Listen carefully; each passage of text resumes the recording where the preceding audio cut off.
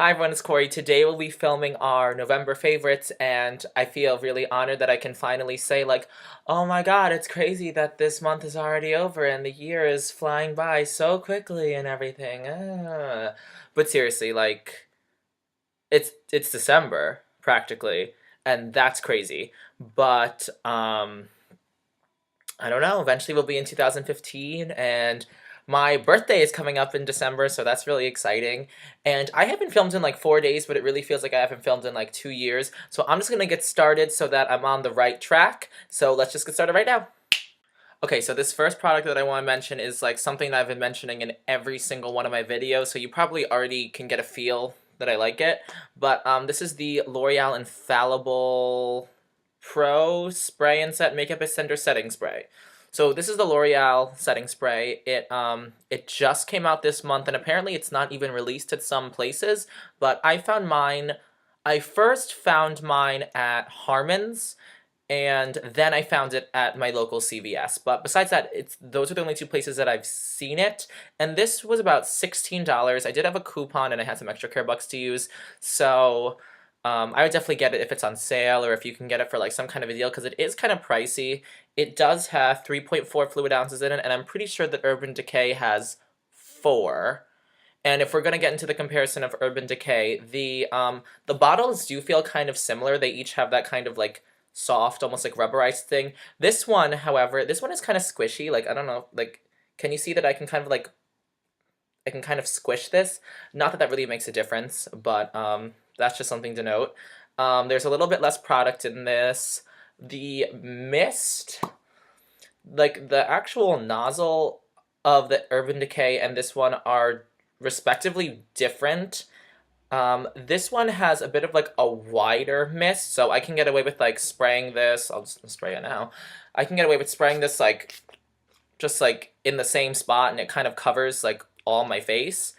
But on that note, also, this mist is not as fine as the Urban Decay one.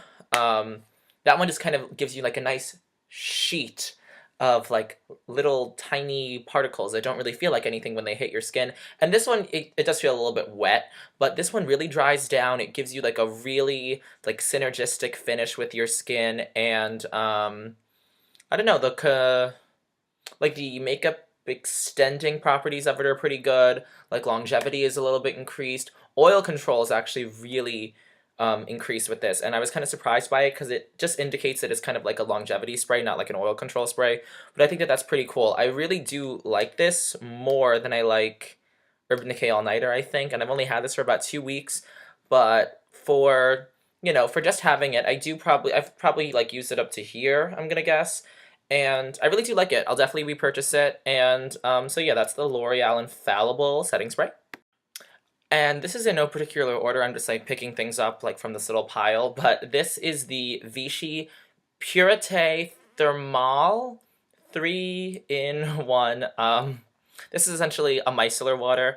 This is available. I got mine at CVS in kind of like the fancy section where they have like La Roche Posay, and then this is Vichy. But it's a micellar solution. It's pretty much water with a couple of extra stuff that really helps break up makeup. Ha ha ha ha. And you just apply this with like a cotton pad, and you just kind of like buff it all over your face, and it really does like lift away like a lot of makeup. I would never like cleanse all the way with this because I just find that this is just a really gentle, like really effective makeup remover as opposed to a facial cleanser. But yeah, I've been using this probably for a couple months, and I only have that much left, if you can see like where the line is, and I'm definitely going to repurchase it. I have purchased the other kind of cleansing type thing in the Purete Thermal line, and it's the like cleansing milk. I got that because it's the winter and I'm gonna be like drier, but definitely I think I probably will like pick up this one again because I really do like it. And this is one of like the only micellar solutions that are available in the US. Like I know that Garnier came out with one, and L'Oreal came out with one in the UK. Not to mention there's like Bioderma in the UK that like isn't available here. So we're kind of limited with the micellar solutions, but they are an incredible product, and This was probably about 16 bucks. Again, at CVS, always has like coupons, extra care bucks, Vichy coupons like $5 off. So this is like a pricier line, but I think that if you like work your deal right, then you can definitely get it for less. So with the fancy skincare section of CVS, this is the La Roche-Posay Effaclar Duo. This is a spot treatment. This is a benzoyl peroxide treatment, and it also has LHA, which is essentially like an exfoliating ingredient. So like as it with a lot of spot treatments, including this one, your skin gets kind of dry and in turn gets kind of flaky. So this like chemical exfoliant helps like get rid of the flakes. So that's like the duo and Effaclar duo are those two ingredients. And this is expensive. This is like 40 bucks, but this is a gigantic tube. This has 1.35 ounces, and this is like more than a bottle of foundation, like this is expensive, but this is just a spot treatment, so you will have this like forever. I don't know how much I've used of this, but I got it like probably at least 7 months ago, and I still feel like I have plenty left. And this is such an incredibly effective spot treatment. I have always found that benzoyl peroxide, as opposed to the other ingredient that's in a lot of acne medicine, which is salicylic acid, that benzoyl peroxide has always just worked better for my skin. And this with the LHA and just like with whatever else is in it, it's really effective for getting rid of like random flare-ups. So this is probably the only thing that I use that's like acne specific anymore. And definitely, if you want to splurge on a good spot treatment, and if you have coupons for La Roche-Posay or your extra care bucks or like 25% off skincare or whatever, you can probably get it for like 30-ish. Still expensive for a spot treatment, but this is huge and it's great. So La Roche-Posay Effaclar Duo. Okay, so we finally left the skincare favorites and we can get into makeup favorites. This is the Physicians Formula. I feel like I always have a little bit of a lisp when I say Physicians Formula without thinking about it. So if you guys have noticed that in my videos, please let me know. Feel free to make fun of me for it. Don't. But so this is the PF Nudewear Glow Boosting Concealer or something. It's essentially like the Touche Eclat or the Maybelline Dream Lumi or like the L'Oreal Lumi pen thing. It's like one of those ones that has a little brush and you twist it up and product comes out. This one I'm like practically done with. I have a backup waiting for me. I only have like this much left. And I don't know, this is probably like the only under eye brightener or concealer that I really like reach for. Today I'm wearing something different. I'm wearing L'Oreal Visible Lift, but honestly, this is like all I need for like my everyday. You probably can't even see that swatch, but it's a little bit peachy, a little bit like salmon, so it helps like get rid of the darkness. It's relatively illuminating, so it really helps like draw the center of the face forward, but it also sets pretty matte, so like it doesn't like, it's not like a thick or a creamy concealer, so it doesn't like get like kind of bunchy all up in whatever like textural issues that you have under your eyes, which I think is like unique as opposed to like the Maybelline Dream Lumi or Instant Age Rewind or like Touche Eclat. Even Touche Eclat gets dry. This one I just think maintains like a good level of hydration, but also sets really well. So this is my second tube of this also, so I have a third one ready to open, and I don't know, I think the little bow packaging is kind of cute. I mean, like, packaging doesn't really matter. But, I don't know. I like having this in my kit. And it really is, like, very effective. You can, like, do the whole triangle thing, and it won't look crazy because it's not, like, extremely opaque. Yeah, this is beautiful. So, definitely a favorite this month.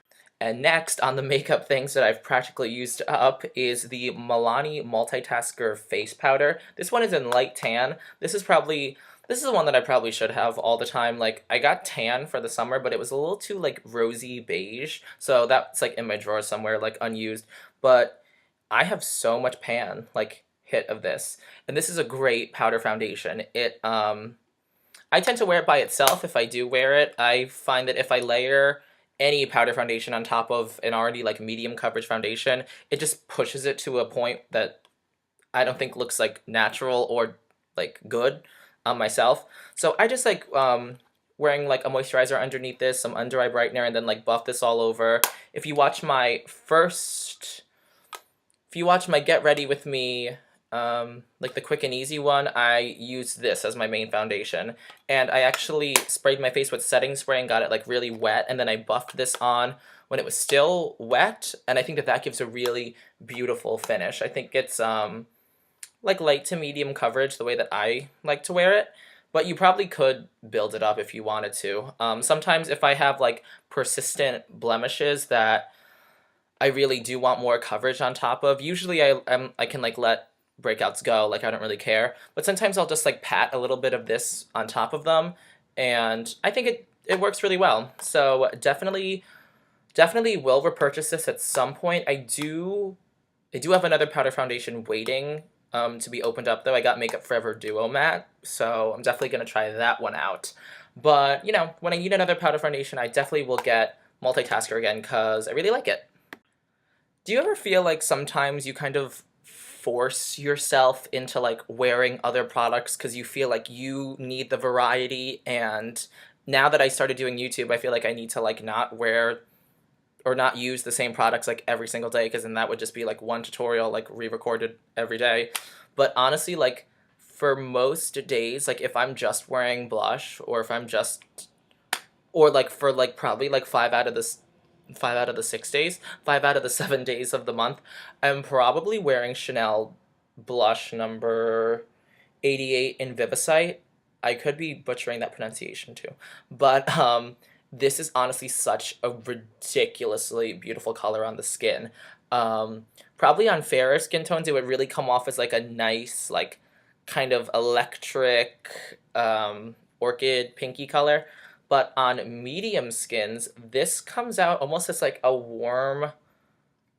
I mean, this is a very heavy swatch, but I don't know. It warms up a bit, and it just gives like the most beautiful like flush to the cheeks. Like I can apply this like just to the apples, or I can do like that kind of sculptural blush that I like to do, and I like drag it all the way up. Like this is just such a beautiful blush. This is one of the, I believe that this was limited edition for fall 2014, but there is a color, Emotion, which I think is color 87, which is very similar in tone. It's a little more like, a little more gray-y purple almost than it is like hot pink. This one is coming off a little bit more pink than it is in real life, but it's just so beautiful. And a difference that I can give with those two is that this is actually the European formula, because it was limited edition. They brought out two colors from the European formula, which are baked. And whereas with the US ones, they're just like a regular powder blush. And I do have Emotion, but I don't know where it is. But I do think that those ones are a little bit more pigmented. But I mean, like, how much more pigmented do you need a blush to be than this? It's like, I find with Emotion, it's almost kind of hard to manipulate because it's so pigmented. But with this, I just wear this all the time. And like honestly, this little brush that like comes with like all the blushes is not that bad. It's like relatively soft, and if you like do the apple of the cheek thing, you can like swirl it out, and I think it looks really good. So yeah, there's not much more I can say about this. This is just a crazy beautiful blush, and if you can get your hands on it, Vivacite, Vivacite, then definitely pick it up, because you will not regret it. And I've been using this probably since it released. Like I got it right at the top of the launch, which was probably the end of the summer, and my dome is still like completely full. Like, and I've used this so frequently, so this will probably never run out. So this is good because I think it's discontinued. But yeah. And my last favorite is something that I don't think I've ever mentioned or that I ever wear on camera, but it is the YSL Glossy Stain, and I'm not 100% sure what the color of this is, because the little number thing on the bottom isn't, it's kind of weird, but this is just a really pretty nude color. It's kind of pink, but it's also kind of like brown. I don't know, like it's a very authentic nude. And they are relatively sheer, but the texture of these are just like really, like really weird. Like they go on like kind of sheer, but then they start to like thicken up and almost get more like if you start swiping them after they start to dry, then they almost like build coverage on top of themselves and they get kind of thick feeling, but then when they set, like they almost feel like they're like locked in place, but they are really glossy. Um, and honestly, like this is probably the exact same color as my lips, but I love this. I got this at a YSL counter, so I'm not 100% sure if this color is available like at Sephora or anything, but I don't know. It's just such a pretty color, and the formula of these are so cool. I kind of want to get one that's like a little bit deeper and maybe like a little bit more on the brown side for holiday, kind of like that Kylie Jenner lip, but glossy. But I don't know. So this is the YSL Glossy Stain. I keep this like in my bag because I just think this is a very good like everyday color. They probably last. It's weird, like the way that they kind of wear off. It's like they almost get tighter feeling on the lips. It's like this gloss is still relatively there, but like they almost start to feel like they're like okay, I don't know. But if you guys own these, I think that they are very similar to the L'Oreal Color Riche Caress gloss stains or something, because YSL is a division of L'Oreal, but I have never tried those. I probably should pick one up though to see as like a comparison. If you guys want a video like comparing this to a similar shade in the L'Oreal one, then definitely let me know. But this is the YSL Glossy Stain and I love it. So yeah. And truth be told, for like unfavorites or like products that didn't satisfy me for the month, if a product does not satisfy me, then I will return it. You know how sometimes you try to like tell yourself that you like something because of a cult following or because of the price or something? That I can safely say is the case with the Christian Dior Creme de Rose lip balm. Like, honestly, I probably should have returned this because I was never impressed by it like the first month that I had it. But then I really wanted to like it, but as we're getting more into winter, I can tell that I like it less and less and less. Like, I have used a lot of this, but it's only been like 2 months max. Like, I don't understand how I've gone through all of this in 2 months. And this was expensive. This was like $27. I find I need something that's like very viscous and kind of thick that will like sit on my lips for a while and not feel like runny. This is a very kind of thin lip balm, so I find that it like dissipates off my lips after like an hour max, and then my lips start to feel really like I don't know, it starts to feel like little flakes of them are start trying to like lift off of the center, and they just feel gross. I think it smells nice. I think the texture is nice. It's just not right for me. The packaging is cute. It's like kind of vintage and has like this little scalloping on it. So when that runs out, if I even use it all up, I'm just gonna get my Bite Agave lip mask and my lips will be in much better shape and I will be a happy person. If you guys want like reviews of any of the individual products that I mentioned, then just like give me a ring about it down below. If you have anything else to say, then put it on down below. And I think that that's it. Yeah, so this was favorites for the month of November, and I hope you guys really enjoyed it, and I'll talk to you guys later. Bye. Okay, just one more question, comment, slash concern. How do people do those cute thumbnail pictures where they have like a dozen products in their hand and they like juggle them all and they get their angles all right with all of them and they make this, like this whole thing look real cute? Like, I don't understand, like, can someone link me to a video or give me an in-depth tutorial about how you take the, like, this picture? Oh, see, like, it fell. Like, how do you take this picture where your favorites are all in your two hands and you're like, I don't understand. So if someone can please give me a quick lesson about it, I would greatly appreciate it. Okay, thanks.